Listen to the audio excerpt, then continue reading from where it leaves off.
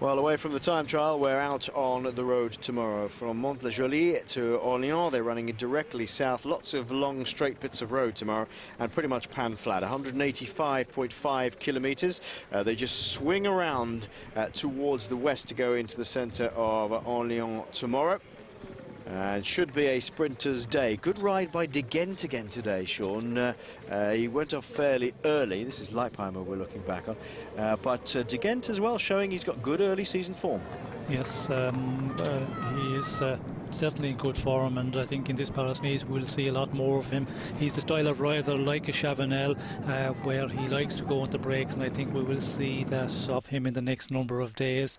And I don't think there's going to be any change on that. That's the way he's always been racing in the last number of years, and I can see that coming in the next number of days again, where he's going to be in the earlier breaks. Here's Bradley Wiggins starting off in the rain, finishing second in the end, laying down the marker as being the big contender.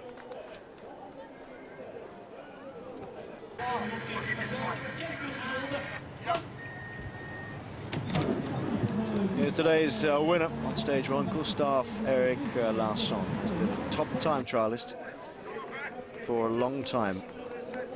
Silver medalist in the World Time Trial Championships. He's got an Olympic medal to his name as well. And the bike bat skipping and bouncing around underneath him. He is a very accomplished TT rider, Sean, and fully deserves to take his victory here. But the weather was good for him, slightly less good for some of the big favourites later on.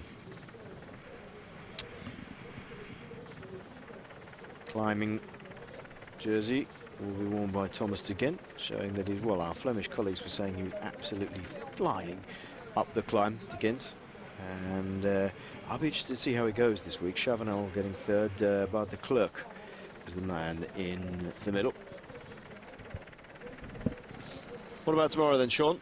It's pan flat tomorrow, pretty much. Long straight roads. Are they just going to take it easy and disappear for the sprint at the end? Well, depending on weather conditions, as we know, in this part of the route of this Paris-Nice, you can get windy conditions, and if that's the case, well, then we're in for very nervous racing.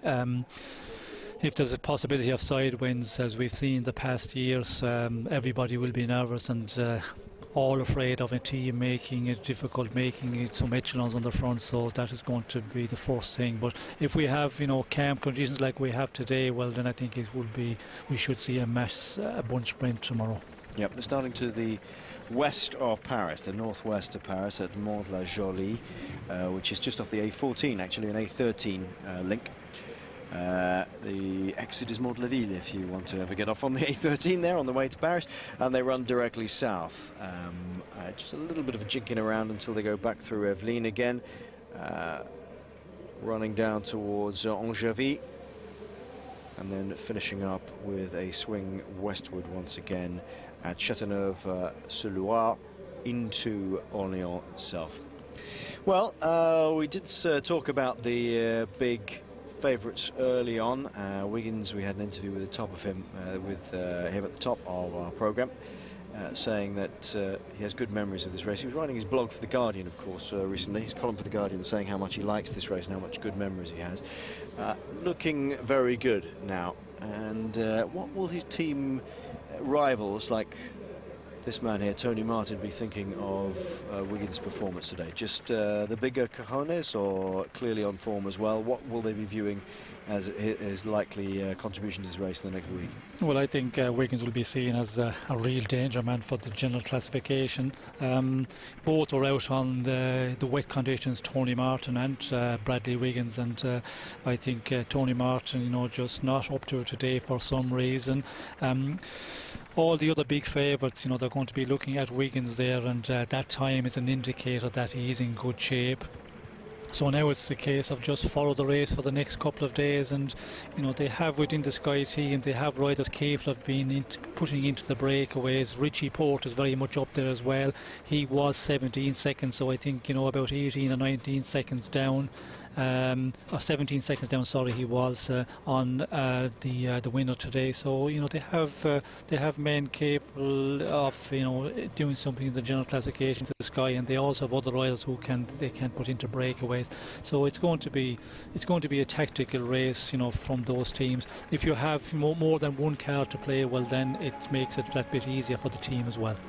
Absolutely, and that's the case, of course, with Omega Pharma as well. We have more than one rider to play with. Magnificent ride by some of them as well. This is the winner today. Gustave Reglasson wins the time trial here at the start of the 70th anniversary Paris-Nice race, ahead of Wiggins and Leipheimer. Adresser donc ses félicitations au vainqueur du jour. Voilà, Monsieur Alexandre Joly, vice-président du Conseil général des Yvelines. In the background there, his raincoat on. Madame Christine Boutin, conseillère générale des Yvelines, et Monsieur Guy Sautière, le maire de Saint-Rémy-les-Chevreuses. Voilà, il va recevoir la médaille de vainqueur de l'étape du jour. Good win by Gustave Reglasson. You shouldn't take it away. That's always on the record books. He is the man with the win in the first stage here, the log stage of the 70th anniversary Paris. Oh, the season is underway. The proper European season is underway. Great ride by the Brit. Wiggins in the rain to take second. That was a very, very good ride indeed. Ride of the day for me, though, Sean. Really, two rides of the day for me. Thomas de Ghent, once again showing he's got very good early season form. And Simon Gerrans, what a great ride by Simon Gerrans.